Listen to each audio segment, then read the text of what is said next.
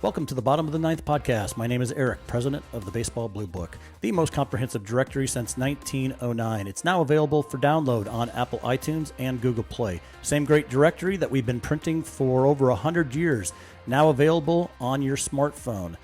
Search the directory, all the programs that we've always had, plus we've added a profile section for players, coaches, vendors, trainers, recruiters, everybody to start networking with the baseball personnel that you're looking for. So get in the book, find your next playing opportunity. All right, guys, I appreciate you joining the Bottom of the Ninth podcast. We've got Coach Mike back on the program. We are excited to have him back. And he has invited one of his players, Brett Wozniak. Mike, welcome. Thanks for having us. Appreciate it. Why don't you guys go ahead and do a quick introduction, and then we'll get this thing started. Well, I'm going to introduce to you Brett Wozniak. He's a young man that, Brett, we've been together about 5 years. It's got to be at least 5 years, 6 years. Brett and I started working together early in his high school career, and we've been able to grow together. I've seen this young man play a number of times. He's from Southern California, Cypress High School, 2020 graduate, but it was like 2017 or so when we started working together. So he's got a really interesting story about recruiting and just the overall journey of baseball from high school and travel perspective. So I think today, Eric, he's going to have a really interesting insight that a lot of your audience is going to find valuable. That's great. Before we get started with that, Brett, where are you right now? Right now, I'm at Golden West College in Huntington Beach, California. Okay. All right. Well, let's start at the beginning. Let's start with, it looks like the 2017-2018 season. Brett, were you the one that were you able to find Coach Mike through different contacts? How did you guys actually meet?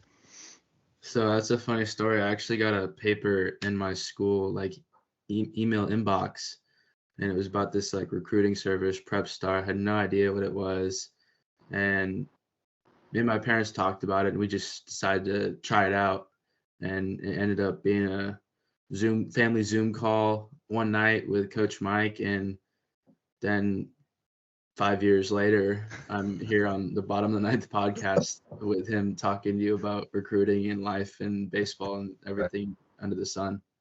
Good thing you checked your email, right? Yeah.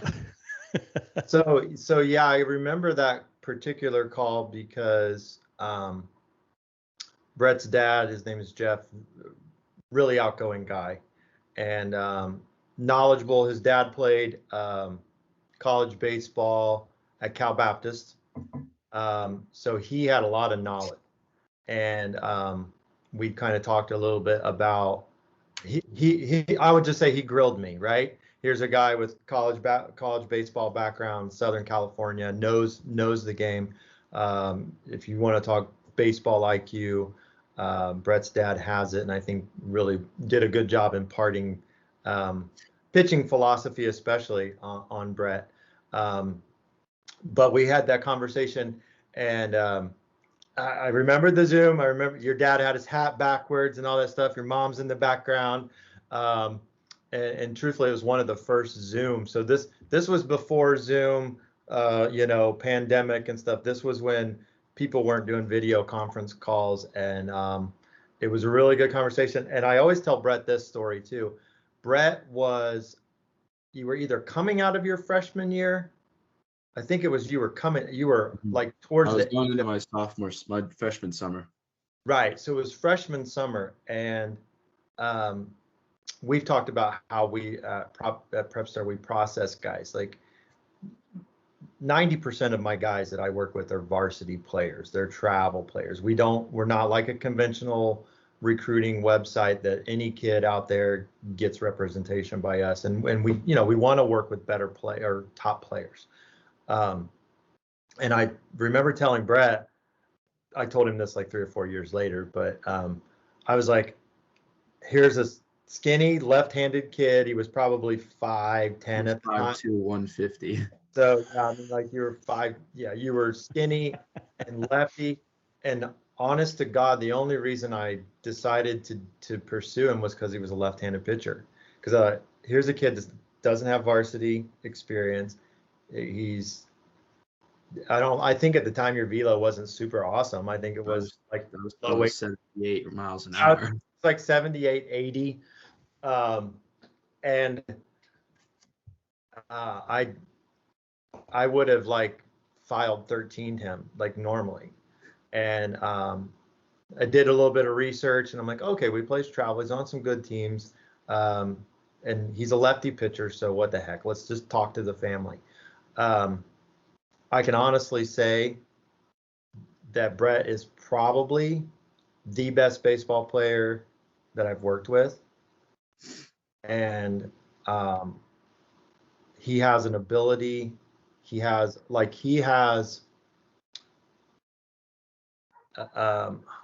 don't know if it's a switch. I don't know what you want to call it, but when Brett plays, he's a very focused athlete. He's a very almost tunnel vision. Okay. You can tell that you've been around a lot of baseball players, I'm sure, and you can tell a guy who has ability, like who just has it. Mm-hmm. You can tell a guy who's a really good athlete and just puts up a nice show or does his job.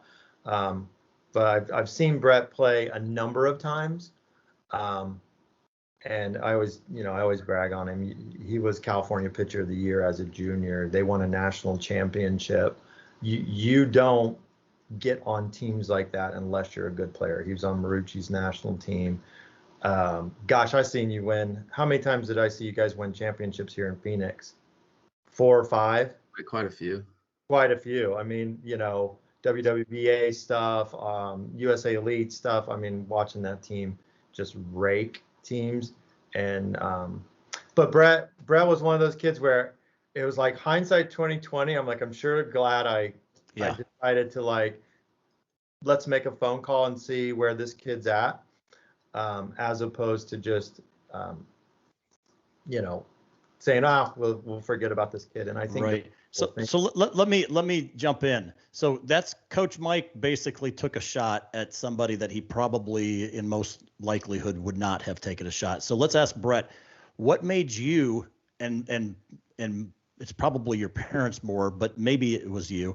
What made you guys pick Coach Mike? I mean, what stood out to him and what he was providing and offering to you?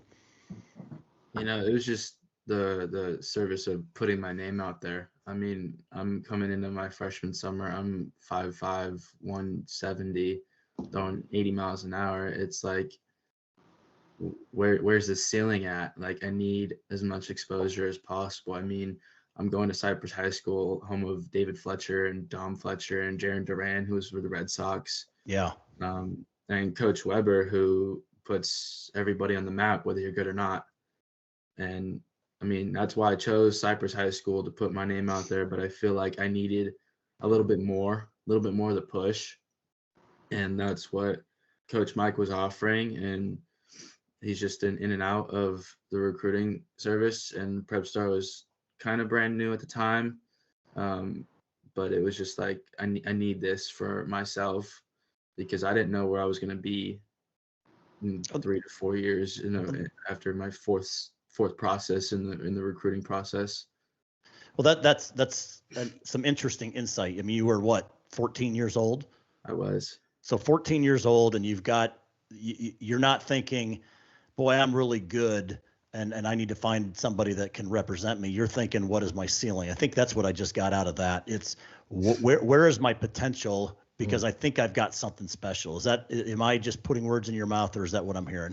No, that's been the mindset since then. Like, the mindset has not been to play college baseball, I've been telling coaches this since I started getting recruited. My goal is to play college baseball, to get drafted, or just get drafted. Like, that's the end goal. And I feel like putting my name out there to different schools who know people and know people in the bigger industry in the MLB, I feel like that's what I needed. Right. Well, that's Mike. That's probably part of what you saw. You saw a kid, 14-year-old kid, scrawny little kid that had some confidence and had Yeah. could see what he actually that there was a pretty high ceiling, and that's unique. Again, you're in this business a lot more than I am from a recruiting perspective, but I would imagine kids that have that insight is a pretty special thing. Talk about that a little bit. Yeah, I mean, we talked about a lot about it being projectability. I think, Brett, I don't think you were 5'5", but I think you were about 5'8" or 5'9". I don't even know. I was small and I was. We're like, but anyway, I was 14. I'm tiny, right? yeah, he was. His dad told me when we going back to your question of like the choosing to work together, and when he said, all right, if we do this, we're gonna be friends. And honestly, a lot of families are like, yeah, we'll contact you. I mean, I have a very open door policy with the people I work with, and I try to watch my guys play. I live in Phoenix, so I probably see a couple dozen of my guys play every year. And his dad said, we're going to be friends. And I'm like, all right, great. I've just figured it's another person telling me. And like I said, other than my daughter, playing softball, that is the only other kid I've seen on the diamond more. Madeline and Brett, I've watched them play the most. There's some other kids I've seen, luckily, but I think about in our space or in the recruiting space, it is so much about projectability. It's so much about guys who haven't hit their ceiling already, right? I mean, we know so many kids that at ninth grade they've peaked. Yep. And it's somewhat of a gamble, it's somewhat of a guessing game to figure out who's peaked and who's going to continue to have that drive and who's going to have that fortitude to keep on pushing. And I think that's what that's one of the things I saw in Brett was I remember talking that he was projected to be part of the pitching staff his sophomore year. So he's already at Cypress. He was doing what he needed to do. I think you hit 300 or 400 and on the JV as a freshman. So he's a first baseman, pitcher. He had a lot of really good things that were showing an athlete competing at a high level or a high level above his peers. And that's one of the things I always look for is, I'm looking for that kid who's competing higher than the rest of the guys, and the kid that when you project like, hey, what's he going to do at 16? What's he going to do at 18?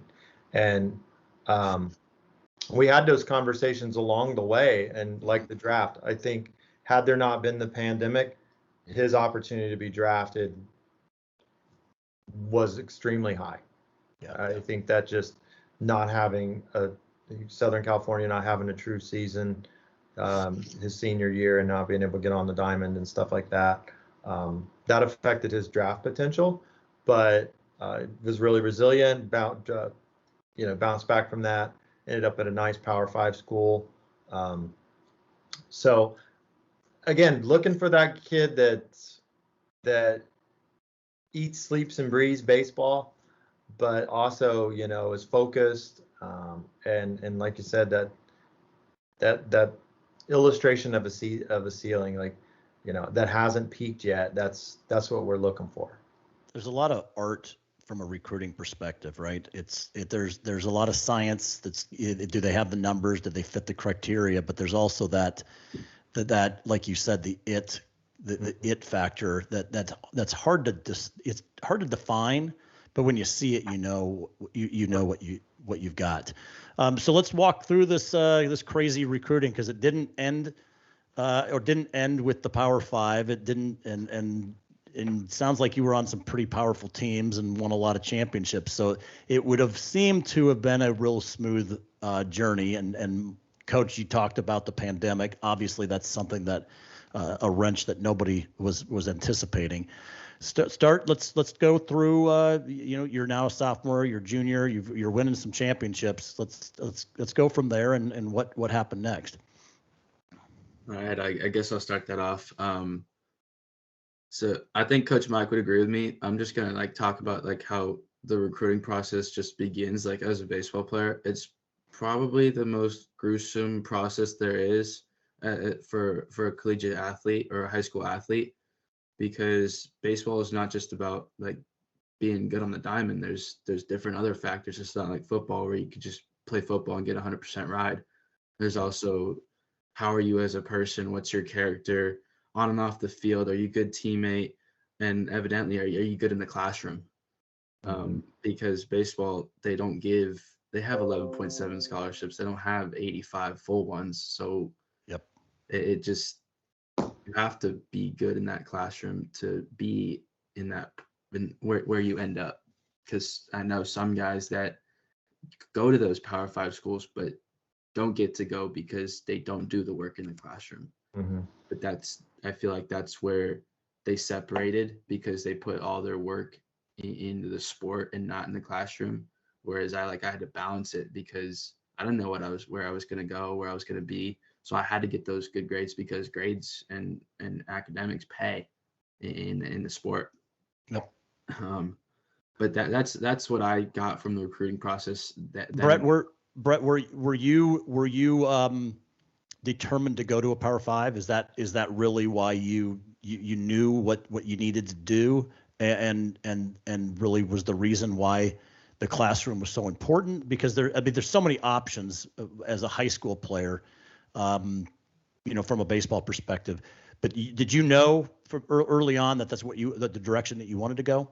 Yeah, as a 16-year-old kid, I mean, the peak in Division I sports is a Power 5 conference.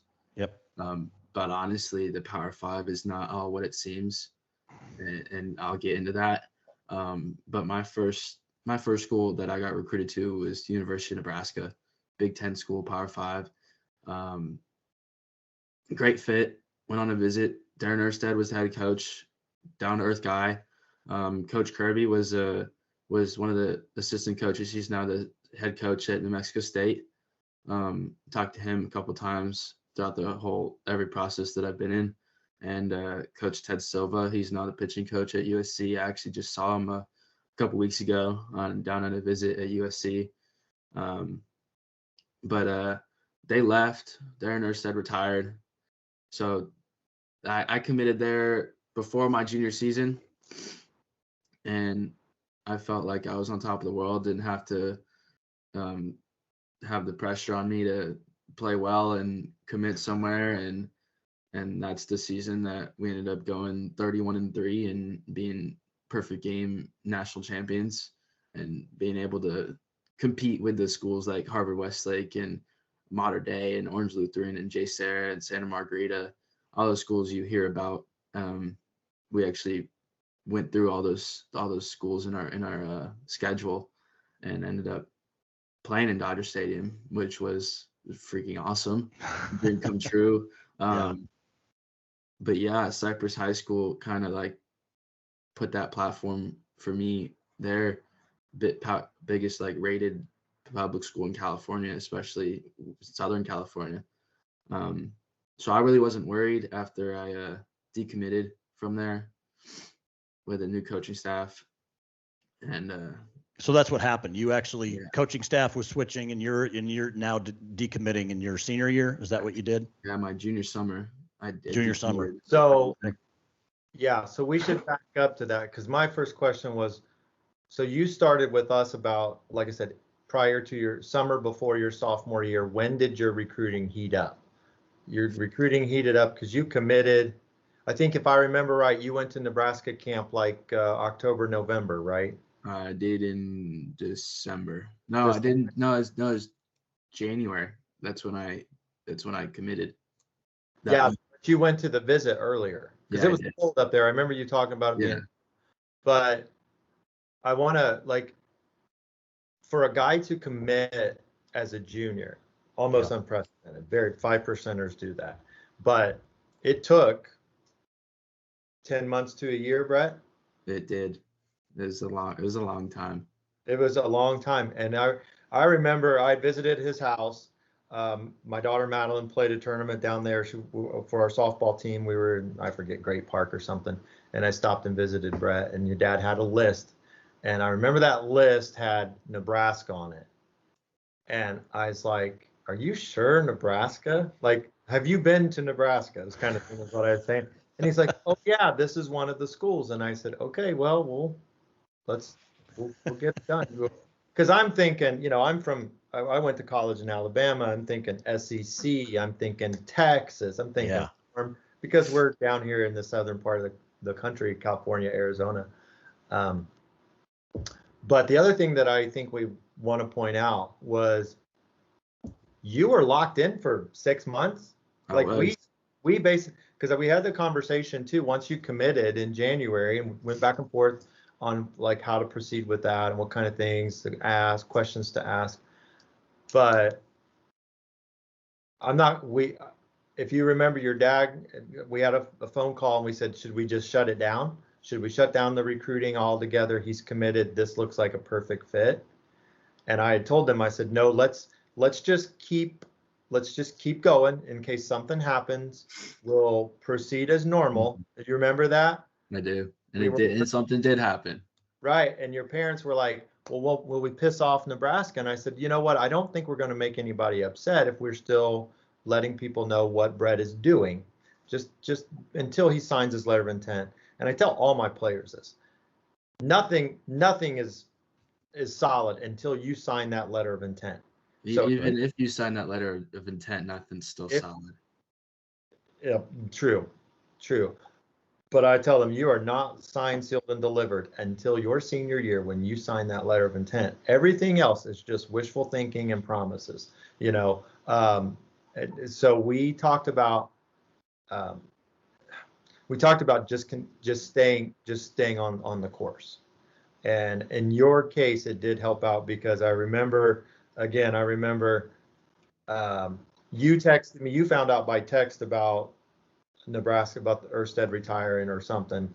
And I actually found out on a TV press conference. Oh, okay. But I remember you called me and you texted me and you're like, what do we do now? Right? Yeah. And I'm surprised. I think I'm with Coach Mike. You had never been to Nebraska. I grew up in Iowa. Southern California boy, even if it worked out, I don't know how long you would have loved that. No, so I didn't want to stay in California. I wanted that experience of football and okay. the college atmosphere and the college baseball atmosphere. And both my parents are school teachers, so every summer we went and traveled the country and stuff like that. And I kind of didn't really fall in love with the school. I just fell in love with the fact that I would have a chance to play, have a chance to make an impact come freshman year. But when I got there in January, it was -2 degrees, and I remember and it was kind of a culture shock. But I fell in love with the school, and I love the coaching staff and where I was, like in the United States. Like I like that about Nebraska. So like no hard feelings whatsoever. Like I still root for that school and stuff like that. But it just doesn't work out sometimes. So now you're kind of you're looking again, but as Coach said that you really didn't stop the recruiting process, or maybe Coach didn't stop the recruiting process. He kind of took that over. I kind of sounds like you kind of chilled. Yeah, he didn't do anything. Like but he shouldn't have. That was what we talked about. Was it would be inappropriate for Brett to continue to kind of it'd be like cheating on your girlfriend, right? Yeah.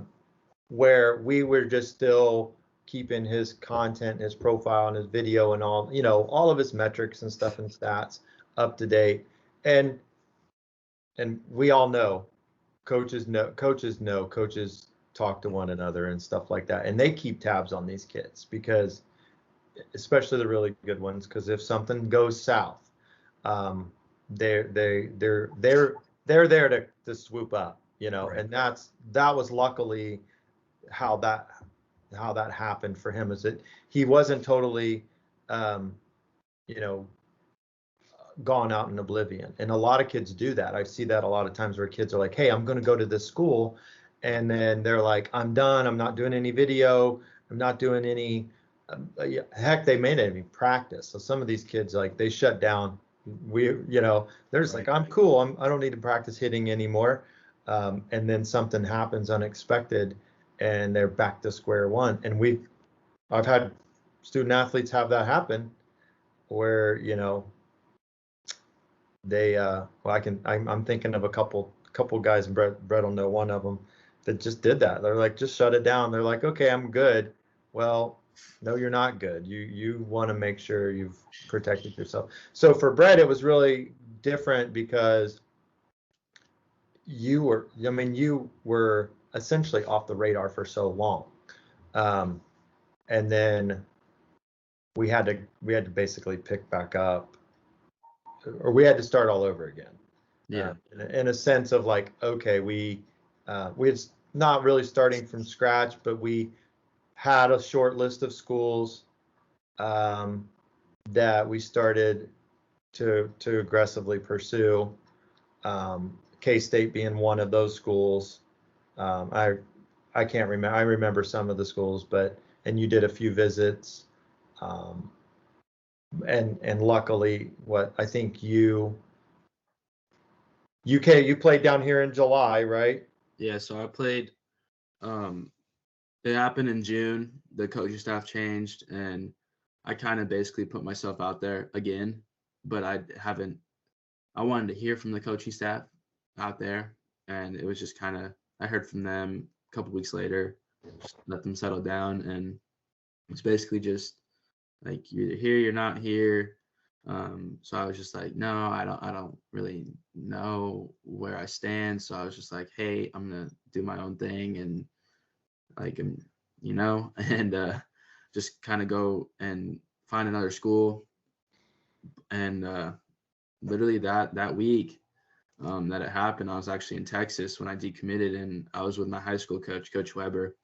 And it was just basically like, we sat down and talked about it. And it was just literally after we got back from Texas, a couple schools were texting me and talking to me. And one of them was K-State. And he was really aggressive with me, and like in the recruiting process. And it was just basically like, hey, come out for a visit. And like, I really didn't give any second thought to any school, because I felt like in a panic, and I don't feel like anybody should be in a panic, because whatever happens is supposed to happen. But for me, it was just like, hey, it was just that fact that everybody else that I knew was committed. Right. And I kind of got that feeling, like that left out sort of feeling. And I wish I kind of took more time committing somewhere again. But I'm glad I did it based on what happened in 2020. Like, you never know what happens. And I feel like I made a good decision in that regard, like looking back at it. But I went on a visit there, and people ask me, why Kansas? Isn't Kansas flat? Like, why them? And, honestly, Big 12 school kind of fits all my boxes and checks all my boxes. Great coaching staff over there. Mm-hmm. Great school, great academic people, great setting. Great place to live. One of the best college towns without COVID. So I pretty much said, hey, this is where I want to go after a visit, and I committed on the spot there. Mm-hmm. But honestly, didn't really like stop anything until I stepped on campus. So I was just still basically getting my name put out there by Coach Mike, and I kind of had my foot off the gas pedal. Didn't really have to worry about anything, because that's honestly his job, is to just look out for me. And so what did you think about this, Coach? I mean, I think I heard a few things there, right? One was, Brett, you felt pressure. Obviously, you decommit.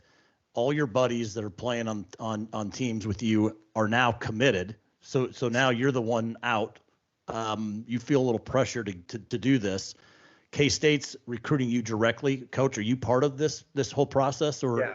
So you were part of it on the background. Okay. Yeah. So what we did, well, you asked me how I felt, and I have to say, like, first off, it's almost like a player getting an injury. Your heart drops. And you're like, oh, and you feel somewhat responsible. At least I do. I'm a for me, like, I want all of my guys to succeed, and I want them to find the best fit. And if they don't, or they don't succeed, so I think that's the coach in you, right? You rep these guys out and they don't win. Yeah. It's like, but you can't play the game for them, right? You can't make the choices for them. So I think, internally I'm thinking, dang, this is all of a sudden, this is a new challenge, right? Outside I'm saying, hey, trust the process. It's going to work. We just got to find the right fit. He was playing through the series of June and July, which is the gauntlet of travel ball and championships and all that stuff. So I'm like, just let Brett do Brett. We got a list, and I can remember, like, I probably still have the emails, but I made some contacts, and, like, they're like, oh yeah, we heard, we're interested. And I remember K-State coming, because the guy had purple tennis shoes. He had purple shoes, and he pitched. Gosh, it was a hot day. It had to be 120 degrees in Phoenix. It was an afternoon game, like 11:30, 12 o'clock, 12:30. And you didn't pitch until, like, the last inning or the last two innings. I closed that game. Closed that game, if I remember right, because he made a diving catch along the first base line that actually took him out of bounds, into foul territory. But pitchers aren't supposed to dive for balls. Admittedly, my heart kind of like, but as soon as, like, that was like a second out, and as soon as he made that play, I was like, oh, he's locked in for sure. And then he struck the third guy out, and things happened, and ended up getting an offer. But I think, like, you try to be hopefully optimistic. Yeah. Right. Even with an injury, you try to be like, hey, if you got to this point now, you can continue. You can get back to that point. You can, it is attainable. We just got to find the best fit, and we got to, with the athletes. I think and I don't want to put words into Brett's mouth or anything like that, or even his family, but I think what the valuable thing is having somebody as a sounding board, having somebody there to help you. Because I didn't play. Brett's the one that played. Mm-hmm. I was basically encourager, a little bit of a promoter, marketer, right? And then just a guy, like a good listener, I think. I mean, we had some conversations where, like anybody, you get down, you get discouraged, you get frustrated. It's not the way it's supposed to go. I mean, it's committing your junior year, before your junior year, and being one of the top 5% kids in the country who actually do that. That's how it's supposed to go. Right. That's for me, like, that was like, shoot, this kid's lock, stock. This is great. Yep. And then on top of that, you had virtually no high school senior year. I mean, it went from Cinderella to, I don't know what, Alcatraz. I mean, it was bad. Yeah. No, absolutely. It was like a nightmare. I was like, what are we doing? But the kid, for Brett, he was super resilient. His parents were really focused.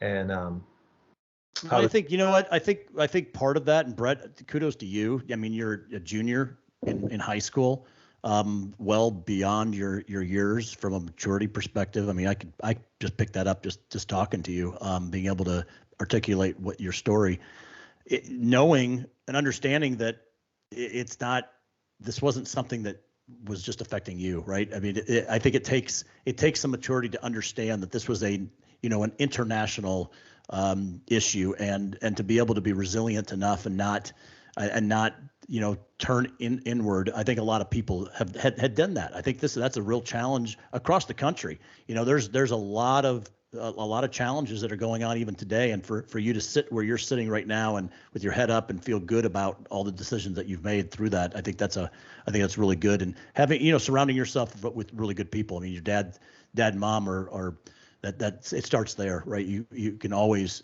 tell a good family situation, and coach obviously adds to that. All right. So now you're K-State's, you're K-State committed from a single visit, Manhattan, Kansas, out in the middle of nowhere. I love the place. You're not very far from Kansas City, so it's not terrible. But yeah, you're only a few hours from where I'm at.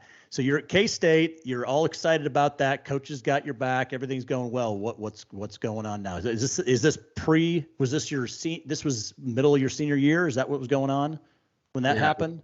I committed before my senior year, so I didn't really have to worry about anything. But I'm just gonna skip that whole 2020 season. Didn't get it. Got 12 games under my belt, and then March happens, and the drill. Everyone shut down, and so I get on campus. This is actually where most of my insight is in the whole recruiting process, because I don't feel like you get the insight of recruiting and being into 2 schools in a span of 6 months. Yeah. But honestly, I mean, you could take it how it is. But when I stepped on campus at Kansas State, I feel like I was the same person as I was leaving Cypress High School. Still young, still immature, but I feel like right when I stepped on campus, it just all clicked. Like, this is where I wanted to be. Like, this is where I fit in. But that the goal was, me and Coach Mike talked about it. The goal was 15 innings in the spot start, and I feel like you can remember that conversation. And at the end of the year, it was 16 innings, and I did get a spot start, and my family did get to fly out for that. Awesome. It was against Northern Colorado in April. My mom was actually out there the week before, watched me play and get some innings.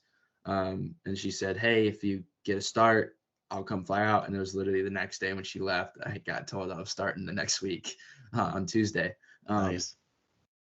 But honestly, that experience for me was more on the maturity level type thing. And, I came in throwing 84, 85, 86, not Power 5 like level at all. But come January, after we go home for the winter break, I look up at the scoreboard and it says like 88, 89. I'm just like, how did that happen? And it was just all natural. I feel like it was just me putting in the work and stuff like that. But where everything starts as a left-handed pitcher, it's the 9-0 on that scoreboard. So I actually hit that in my start. Nice. My parents. You hit 91 in that start. I did. It was on ESPN. I watched it. Yeah. So that's where it like all begins. My 4th collegiate inning at Kansas State was an eye opener for me. It was welcome to the Big 12. It was against Texas Tech. Coaches asked me, "So what are your metrics from last year?" and stuff like that. And I go, "I have no idea, but the only metric I know is Jace Young hitting a 420-foot bomb off me on an 0-2 fastball and 112 miles an hour off the bat. That's the only metric I know." That was like, oh, welcome to college baseball. But pitching in the Big 12, even if you don't do that well as a freshman, like I threw 16 innings, didn't have a great ERA. With the transition from being a starter to a reliever was really, really hard. Yeah. Because you go from being on a routine to not being on a routine and throwing every 5th day out of the pen, or every 3 weeks. You never know when you're going to come in. And, that's where the maturity comes in and stuff like that. So that whole process, like, had a great year with the guys and stuff like that. Like, learned a lot of things about myself and academically and just socially. But come come May after the Big 12 tournament, we didn't get in because of our RPI and stuff like that. We didn't get into the national tournament. So come exit meeting, it goes, hey, where do you see yourself next season? This is where the insight comes in. I go, I feel like I could be a starter in a year. You give me a year, I feel I could start. We had no pitching coming back. We had our Saturday guy coming back, going to be our Friday guys. So our Saturday and Sunday spots were open. And that's where I felt like I saw myself. Like I did a self-evaluation. Right. It was like, hey, because that's the biggest thing in baseball, even in any sport in life, is self-evaluation. And I know I didn't do well like this season on the mound, but I feel like I showed a lot of growth. And I feel like they could have been even more growth if I got that chance. Right. But it was just, I don't think you come out as a starter, you're probably going to be a reliever for us. And I felt any other kid would have went back to the school and to play baseball there. But knowing myself, I feel like talking about ceiling like that we were talking about, like when I was 14, 15, like I felt I had a better ceiling. Like, hey, it goes, I'm going to probably pitch another 15 innings next year, maybe 20. And then in 3 years, I'm 45 innings off the mound. Like that's not okay. Yep. Especially in the game. And where I want to be, that's where I needed to make that it was a really, really hard decision without family there and stuff like that. And I walked away from that meeting with my head held high. I was kind of upset, like any kid, you're not telling you're going to start and stuff like that. But I feel like that was a reality check. Like, hey, this coaching staff doesn't think I'm there, stuff like that. But I feel like it's not a weak thing to make that jump. I feel like it's a personal decision. And I talked to a lot of people before I made that decision, talked to Coach Mike about it, talked to Coach Weber about it, talked to my parents, talked to other coaches about it, got a lot of insight. And it was just basically, hey, either stick it out and win that spot, or make that decision, because I'm walking away from a lot of money and a great institution and still a chance to play college baseball and stuff like that. But that's when I made that decision to make the jump. And now I'm at Golden West junior college, which I feel like the junior college level is especially in California, the OEC conference with OCC and Santa Ana.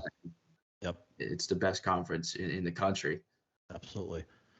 Coach, let me jump in, Brett. Coach, so you were part of this conversation, obviously with the parents. You and I'm bringing up something that we talked about in our last episode. You talked about finding that place for the player, and this had this really challenged your beliefs. I believe I'm listening to this. Here's a Power 5 player, right? That's maybe not getting the opportunity you think that he deserves. Making that move to a community college to get the playing reps. That's kind of where I'm going. Right. It's looking for, where do I get to play and to develop my game? Because what is my ultimate goal? Is it to be a K-State grad and go get an accounting degree, or is it to get drafted and play for the major leagues? And there's two different. Talk a little bit about that and the whole process of how to go through that. It sounds like you didn't have to really convince Brett. I think he understood it, and which is surprising. Which is, I don't say surprising. I back to your maturity. I'm really impressed by your dealing with all of this. Coach, go ahead. All right. Well, the only thing what Brett should have listened to me, and he should have decommitted earlier, because he put it like we talked about like transfer and all that stuff, but he had, and I think the reason he decided to go that route was because he did wrestle with that. Hey, should I stay here 4 years, and we had that conversation. Should you knuckle down and or buckle down and try to win that spot, or let's be realistic with what's ahead for you. And I always want to preface this too, is that everything about Brett's recruiting is not normal. it's not normal whatsoever. Yeah. 95% of the kids I work with, they find the best fit. They go to a 4-year school. They get a great opportunity. They play ball. They get a great education, and they send me a picture when they're done, graduated. And they're basically, baseball is a means to an opportunity to get an education. Brett's a little bit different in that regards, and I do have a number of players who do go to a college and they don't find they find it's not a great fit, or they find it's not going to help them accomplish their goals athletically as well as academically. And I think, again, we had a situation with the COVID where, here's a kid in a very, very great college atmosphere, but you're taking classes from your dorm room online. Right. That's not the full experience. So, but I think, like, when we looked at the transfer situation, it was kind of like, all right, well, you did get some innings, but again, where do we want to be? What do we project? What is the goal? And as Brett pointed out, you can't, with minimal amount of playing time, with 45 innings in 3 years, you're not going to get drafted. Right. You're not going to be able to get your goals. So when we started looking at we actually didn't look at junior colleges. We looked at some colleges first, and I believe we had a few options of, shifting Power 5 to Power 5. But ultimately, I think hindsight being 2020, you kind of learned from that first date experience, right? Yeah. With both Nebraska and K-State, was I shouldn't make a hasty decision. So, and I think you had some really good opportunities, and you talked to some really solid coaches who may be options in the future. But I think ultimately what we looked at was, how can we get you on the field as soon as possible? Who's going to have your best interest in mind? Because I do believe that's a big factor with college student athletes, is your coaching staff has to have your best interest in mind. And I think we found that in Golden West, where great competition, we talked about that, great competition. You're going to get a lot of mound time. You're going to have somebody rooting for you, and trying to position you to be in the best situation possible. I don't know, how many games have you thrown so far? I've thrown like 5. About 5, yeah. And he's pitching really well, and it's getting the results we want, generating interest. You just heard him say he did a visit at USC. Yeah. I know he's got a few other things on his plate, but I think ultimately, again, I always try to encourage those guys, what's your goal? How do we help you get to that goal? And as long as that athlete is putting forth the effort to achieve that goal, man, I'm right there beside you. But like any good coach, if you got a player that's not putting in the efforts, not committed, and just talking, it's like, dude, I'm not a miracle worker. No matter what I do, it's not going to work. It's not going to get you where you want to go if that athlete isn't putting forth the effort. And Brett's been doing a good job with that. But again, I knew it when he called me, because we have Brett. Brett is, I don't know, we've talked a lot. He's almost like a son to me. We talk about that before, but we text and we talk a lot. And then it was like, it was that, hey, I got to talk to you about something, kind of a text message. And I'm like, dang it. I looked at my phone. I was like, oh, this is not going to be good. It's not going to be good. So, but we handled it. We talked through it. Went through a crazy summer, which I ended up in the Cape Cod League. No. No, No, not the Cape Cod League. I wasn't that good at that time. Now, actually, I'll talk about the summer real quick. I think that's an important step in my process. So I got offered to go play for the OC Riptide out in California, right next to my house. But Kansas State at the time, before I left the school and I went into the transfer portal, I signed a contract to go play in the Futures League out in Pittsfield, Massachusetts. Honestly, I wasn't all for it. I was like, Massachusetts, what's the competition up there? I need to face guys that are in the Power 5 conferences and stuff like that. But honestly, I feel like it was more of a testament to myself. When I got there, it was a really bad environment. Not a great summer ball environment, but I feel like when I left, I was a different person, like on the field and off the field. And I feel like everybody should like kind of do that and figure it out themselves during the summer without any parents around, without any coaching staff that around, with new guys, with new people, new eyes. And even though like living with a host family, like it's a great experience, like in that regard.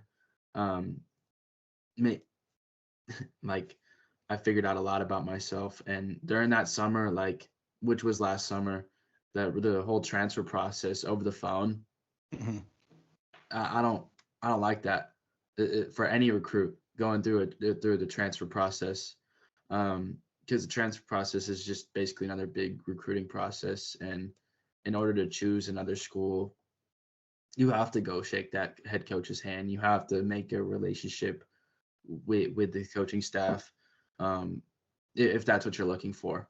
And then you have to go visit the school and stuff like that. So basically all my offers were over the phone, and all my conversations were over FaceTime and Zoom and stuff like that, because I couldn't leave Massachusetts. Yeah. So I basically told Coach Ramos at Golden West that I was coming to Golden West, but it's a communication thing with me and him. Great guy, and he just told me to feel the waters and see what I get and see what attention that I get and stuff like that.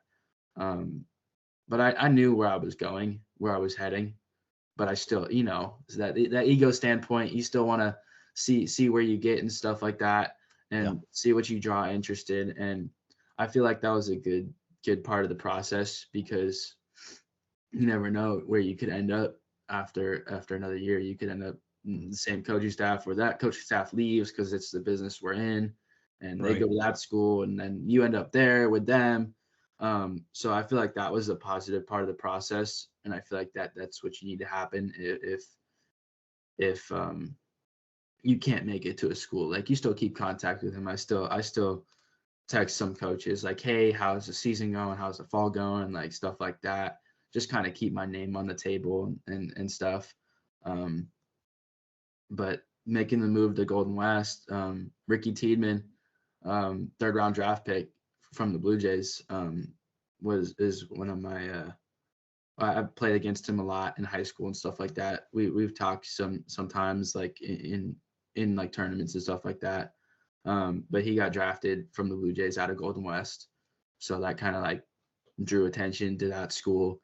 And basically it was wasn't really promised anything, but it was just, hey, because nobody's promised a starting spot, or I just said, promise me some opportunity.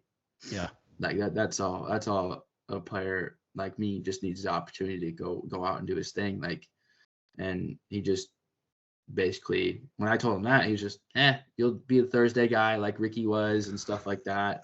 But you could easily lose that spot, which I liked. And it just creates the opportunity for me in to touch the mound and to get those 75 innings and be on a routine again, and talk to new schools and be around new people.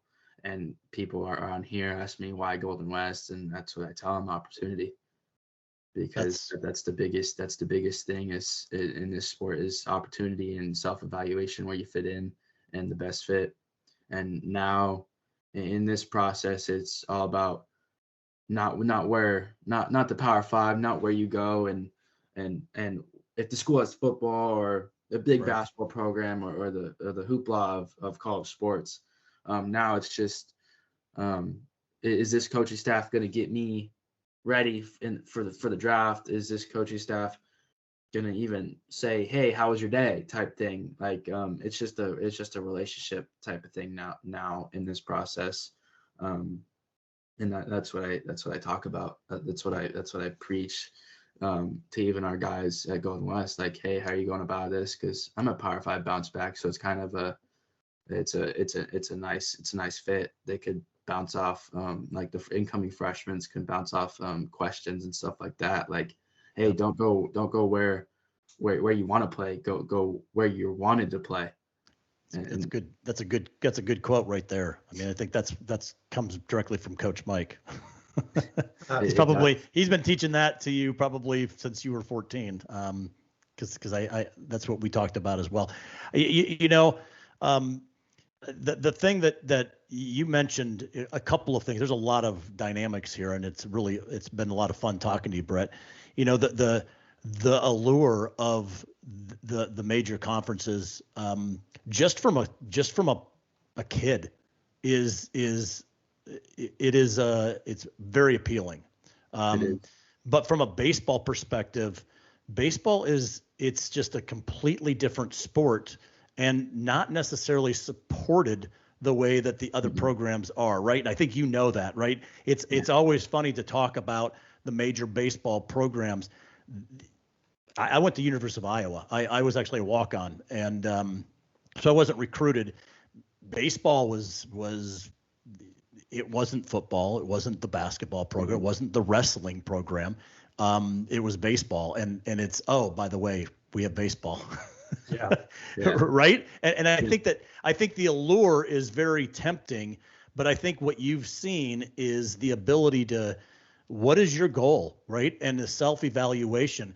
Baseball is it's a team sport, but unlike anything else, it's so individual.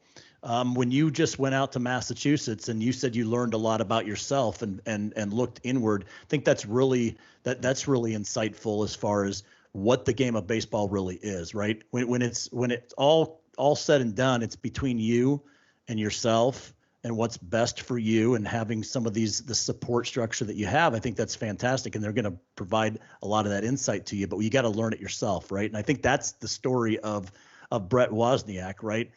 Having all of the right people, all of the right talent, all of the right things. At the end of the day, he had to figure this out for himself and understand what was best for him in pursuing his dreams and what he wants to accomplish. So what's next for you, Brett? What are we doing here? My plan is to just, do my thing at Golden West and just trust the process and get deep into the process like I haven't before, because you learn new things as you go about it. But I'm not looking to go anywhere anytime soon because I need those relationship talks and stuff like that. Yeah. But my plan for me is obviously looking for the draft, because I feel like that's where the ceiling is. But if as a college baseball player, if you don't feel that's where your ceiling is, I think you should just stop playing and go find a job. I talked about that with Coach Miller at High Point. His big thing is, hey, if you don't want to play college baseball, this isn't the program for you. And those are the type of programs I want to go to. Yeah. So it doesn't matter where, it just matters what the program's about and what the coaches are about. So that's where I see where myself is going in that path. Coach, this is why baseball players make such good employees and business owners. I'm telling you that the adversity that you go through. I mean, here's a kid that probably, if I would guess, was a top 100 ranked player in high school. Yeah. Was that right in the entire country? And so you've got, in every other sport, a top 100 is going to go, and it's going to be the same as every other top 100. They're going to play on a major team. You're going to get starting team right away. Baseball's different, and it's why the adversity that comes out of baseball is so unique, and it makes better. I think it makes better men. In my opinion, we're developing men, and I think Coach Mike and I've talked a little bit about that. It's more about developing men, and you're definitely becoming a man, Brett. Coach? This is the part. A lot of rule changes and different things. Brett's going to be pursuing, get deep into the process. His goal is to get drafted. how does that happen from your perspective? I mean, is your job done when that happens? Where's the transition and what happens for Right. you? I think for Brett, I don't think it's ever gonna. I'm never gonna. No, I don't think so either. You're the I get that. Was the question they asked me, like that was a question their parents asked me, was what if we get drafted, where do you fit in? And I'd say I don't have a law degree and I'm not an agent, but maybe I could get one, I guess. I've got a couple of master's degrees. I could probably shift around a few courses. No, one thing I think I want to reiterate with what you said is in regards to baseball players and in regards to just the difference of between like a football or a basketball is these guys got to create their opportunity. Yeah. And Brett, if as your listeners listen, this kid went from Power 5 schools in spring, early summer to playing in the summer leagues, doing things he didn't really want to do, to now he's pitching in the fall for a junior college, and he's trying to do all those things to align himself to meet his goals. And so many kids decide, oh well, I'm done, I'm transferring, and they shut down, or they don't go through and have enough fortitude to go through some of those difficult decisions. Yeah. And I think that's going to put him in a good position, and that's where he's positioned now. But I think for him, our goal is we're trying to find that 4-year fit. We're trying to find that, that 4-year school fit that's going to put Brett where he needs to be to accomplish his goals. And I'm going to support that. And I've pushed him a couple of times like, hey, this is a really good school. And he's like, yeah, but, tuition's really high, or this is, this may not be the best fit because of what they've got on their staff. Perfect scenario, if maybe another good season and draft comes and we can get this kid into the draft, he can come, I don't know, live in Arizona or something. There you go. Near us. Come out to Missouri State. That's a pretty good program. You can live with us. So yeah. So I think like for me, like, this has been a family, and I do this with a lot of my families, is to grow close to them. I advocate for them. I try to advise them.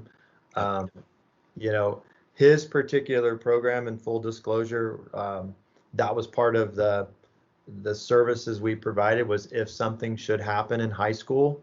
And his dad kind of said, hey, I'm exercising that platinum service.